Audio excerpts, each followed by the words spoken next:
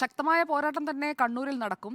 പക്ഷേ 94,559 വോട്ടിന്റെ ഭൂരിപക്ഷമൊന്നും ഇക്കുറി കെ സുധാകരൻ വിജയിച്ചാലും കിട്ടുമെന്ന് ഞാൻ കരുതുന്നില്ല. കാരണം എം.വി. ജയരാജനും അവിടെ ഈക്വൽ ചാൻസ് ഉള്ളതായിട്ടാണ് ഞാൻ മനസ്സിലാക്കുന്നത്. കാരണം കണ്ണൂരിന്റെ രാഷ്ട്രീയം 2019 നിന്നും തികച്ചും വ്യത്യസ്തമാണ്. ശബരിമല അടക്കമുള്ള രാഹുൽ ഗാന്ധി മത്സരിച്ച ആ ഒരു കാറ്റ് വീശിയിട്ടുണ്ട് കണ്ണൂരിലേക്ക് എന്നുള്ളതും നമുക്ക് വ്യക്തമായ കാര്യമാണ്. അതിന്റെ കൂടി ഒരു ആനുകൂല്യമാണ് കെ സുധാകരന് ലഭിച്ച ഈ വലിയ ഭൂരിപക്ഷം എന്ന് പറയുന്നത്. അതുകൊണ്ട് ജയിച്ചാൽ തന്നെ അത്ര വലിയൊരു ഭൂരിപക്ഷത്തിലേക്ക് എത്താനുള്ള സാധ്യത വളരെ കുറവാണ്. മാത്രമല്ല എം.വി. ജയരാജന് ആ മണ്ഡലത്തിന്റെ മുക്കും മൂലയും നന്നായി അറിയാവുന്ന നേതാവാണ്. അപ്പോൾ എം.വി. ജയരാജനെ പോലെ ഒരു നേതാവിനോട് പോരാടി ജയിക്കുക എന്ന് പറയുന്നത് അത് ശ്രീമതി ടീച്ചറെ തോൽപ്പിച്ചതുപോലെയൊന്നും അത്ര എളുപ്പമാകില്ല എന്നാണ് ഞാൻ കരുതുന്നത്. അതുകൊണ്ട് തന്നെ നേരത്തെ ലഭിച്ച ആ ഒരു പെർസെൻറ്റേജിന്റെ ഡിഫറൻസ് അതിനെക്കുറിച്ച് കൂടി നമ്മൾ സൂക്ഷ്മമായി വിലയിരുത്തണമെന്നാണ് എനിക്ക് തോന്നുന്നുണ്ട് സർ. കാരണം കെ സുധാകരൻ എവിടെ നിന്നാണ് ഈ പ്ലസ് വോട്ട്സ് വരുന്നത്?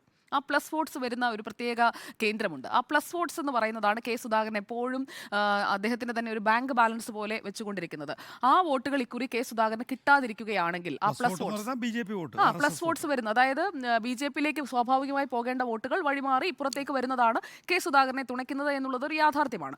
അപ്പോൾ അങ്ങനെ ഒരു പോക്ക് ഇക്കുറി ഉണ്ടാകാതെ ഇരിക്കുകയാണെങ്കിൽ അതിന്റെ അഡ്വാൻറ്റേജ്, ഒപ്പം കെ എസ് ഹംസ പൊന്നാനിയിൽ സ്ഥാനാർത്ഥിയായി വന്നതിലൂടെ മുസ്ലിം വിഭാഗത്തിന് CPI-നോട് ഉണ്ടാകുന്ന ഒരു പ്രതിപത്തി, അത് രണ്ടും കൂടി ചേർന്ന ഒരു ഘടകമായി കണ്ണൂരിൽ വർക്ക് ചെയ്യുമെന്നാണ് ഞാൻ കരുതുന്നത്. അങ്ങനെയാണെങ്കിൽ എം.വി. ജയരാജന് വിജയം എന്ന് പറയുന്നത് അത്ര ദൂരെയൊന്നുമല്ല. കണ്ണൂരിൽ കെ സുധാകരന്റെ ഒരു പോപ്പുലാരിറ്റി ഫാക്ടർ നമ്മൾ എടുത്തു നോക്കണം. ഇപ്പോൾ കെ സുധാകരന്റെ പോപ്പുലാരിറ്റി ഫാക്ടറിൽ അദ്ദേഹം തന്നെ കാണിച്ചു വെക്കുന്ന മണ്ടത്തരങ്ങൾ കാരണം കുറേ ഇടിവ് സംഭവിച്ചിട്ടുണ്ട്. അപ്പോൾ പഴയ കരുത്തനായ ഗർജിക്കുന്ന സിംഹം ഒന്നുമല്ല കെ സുധാകരൻ. കെ സുധാകരനെതിരെയും NK പ്രേമചന്ദ്രനെതിരെയും BJP ദുർബലമായ സ്ഥാനാർത്ഥിയെ നിർത്താനാണ് സാധ്യത.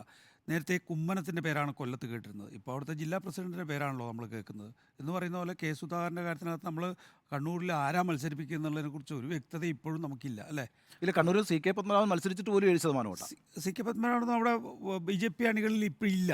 ഇപ്പോൾ പുതിയ ആളുകൾ രംഗപ്രവേശം ചെയ്തല്ലോ. സുജിത് പൂർത്തിയാക്കും. അപ്പോൾ അതാണ് ഞാൻ പറഞ്ഞത്, കെ സുധാകരന് ലഭിക്കുന്നത് മുഴുവൻ, ജയിച്ചാൽ തന്നെ അത് മുഴുവൻ കോൺഗ്രസ് വോട്ട് കിട്ടി ജയിക്കുകയാണ് എന്ന് ഞാൻ കരുതുന്നില്ല. കാരണം അതിൻ്റെ ഒരു സത്യസന്ധമായ വിലയിരുത്തലിലേക്കാണ് നമ്മൾ പോകേണ്ടതെന്ന് ഞാൻ കരുതുന്നു. അപ്പോൾ എം.വി. ജയരാജൻ ഇത്തവണ കിട്ടാൻ പോകുന്നത് ഇടതുപക്ഷത്തിന്റെ വോട്ടുകൾ പൂർണ്ണമായും എം.വി. ജയരാജനിൽ പോൾ ചെയ്യുകയും അതോടൊപ്പം തന്നെ ഈ മുസ്ലിം വിഭാഗത്തിൽ നിന്ന് കൂടുതലായി വോട്ടുകൾ, കണ്ണൂരിലെ വോട്ടുകൾ മുസ്ലിം വിഭാഗത്തിൽ നിന്നുള്ളത് എം.വി. ജയരാജനിലേക്ക് വരാനുള്ള ഒരു സാഹചര്യം ഇപ്പോൾ ഏക സിവിൽ കോഡിന്റെ വിഷയമായാലും പൗരത്വ നിയമമായാലും അതിലൊക്കെ ഇടതുപക്ഷം എടുത്തിരിക്കുന്ന ഒരു സ്റ്റാൻഡ് അത് കണ്ണൂരിലെ വോട്ടർമാർക്കിടയിലും പതിഞ്ഞിട്ടുണ്ട്. അപ്പോൾ എവിടേക്ക് പോകും എന്ന് ഉറപ്പില്ല എന്ന് കരുതുന്ന ആ വോട്ടുകൾ, മുസ്ലിം വിഭാഗത്തിലെ തന്നെ വോട്ടുകൾ കൃത്യമായി ഇടതുപക്ഷത്തേക്ക് വരികയാണെങ്കിൽ എം.വി. ജയരാജന് ഈ പറയുന്ന വലിയ മാർജിന് അല്ലെങ്കിൽ പോലും ഒരു വിജയം അസാധ്യമല്ല എന്നാണ് ഞാൻ കരുതുന്നത്. അതുകൊണ്ട് തന്നെ ഇക്കുറി കണ്ണൂരിൽ എം.വി. ജയരാജൻ ജയിക്കാനുള്ളൊരു സാധ്യത നിലനിൽക്കുന്നുണ്ട്. അതോടൊപ്പം തന്നെ കെ സുധാകരന് വലിയ ബുദ്ധിമുട്ടായിരിക്കും. ഈ 94,000-ലേക്കൊക്കെ ഭൂരിപക്ഷം എത്തിക്കണമെങ്കിൽ വലിയ ബുദ്ധിമുട്ട് തന്നെയായിരിക്കും.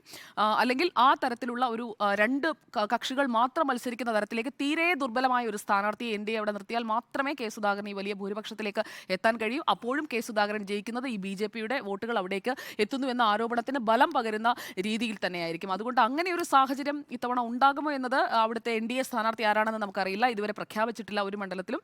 നമുക്കറിയാവുന്നത് ഇപ്പോൾ തൃശ്ശൂരിൽ സുരേഷ് ഗോപിയും, ആറ്റിങ്ങലിൽ V. മുരളീധരനും, പാലക്കാട്ട് C. കൃഷ്ണകുമാറും, അത് മൂന്ന് മാത്രമാണ് ഏക പേരുള്ള സ്ഥാനാർത്ഥിത്വം. ബാക്കിയുള്ളങ്ങളിലൊന്നും ഒരു അന്തിമ തീരുമാനത്തിലേക്ക് BJP എത്താത്ത ഒരു സാഹചര്യത്തിൽ, കണ്ണൂരിൽ ആരാണെന്ന് പ്രഖ്യാപിക്കാത്ത സാഹചര്യത്തിൽ നേരത്തെ നികേഷ് സർ പറഞ്ഞ സാധ്യതയും അവിടെ നിലനിൽക്കുകയാണ്. ദുർബലനായ ഒരു സ്ഥാനാർത്ഥിയാണെങ്കിൽ നോ ഡൗട്ട് കെ സുധാകരനിലേക്ക് ആ വോട്ടുകളും പോകുന്ന ഒരു സാഹചര്യം ഉണ്ടാകും. അദ്ദേഹത്തിന്റെ തന്നെ പ്രസ്താവനകൾ ആ രീതിയിലാണ്, താൻ ആരിൽ നിന്നും അകലം പാലിക്കുന്നില്ല എന്ന രീതിയിൽ അങ്ങനെയുള്ള വോട്ടുകൾ കൊണ്ടുവരാൻ സാധിക്കുമ്പോൾ മറുഭാഗത്ത് KS ഹംസയെ പൊന്നാനിയിൽ ഇറക്കി സമസ്ത AP വിഭാഗം ഇതിനകം തന്നെ KS ഹംസയ്ക്ക് വേണ്ടി പരസ്യമായി തന്നെ രംഗത്തിറങ്ങിക്കഴിഞ്ഞിരിക്കുന്നു. അപ്പോൾ കൃത്യമായി മുസ്ലിം വോട്ടുകൾ, ഇടതുപക്ഷത്തിന്റെ ആ തന്ത്രം വളരെ കൃത്യമാണ്. ഇടതുപക്ഷത്തിന് മുസ്ലിം വോട്ടുകൾ കണ്ണൂരിൽ കിട്ടാൻ പോകുന്നു. എം.വി. ജയരാജനിലേക്ക് ആ വോട്ടുകൾ കഴിഞ്ഞ തവണത്തേതിനേക്കാൾ കൂടുതലായി പോൾ ചെയ്യാൻ പോകുന്ന ഒരു സാധ്യത അവിടെ വളരെ ശക്തമായി നിലനിൽക്കുന്നു എന്നാണ് ഞാൻ കരുതുന്നത്.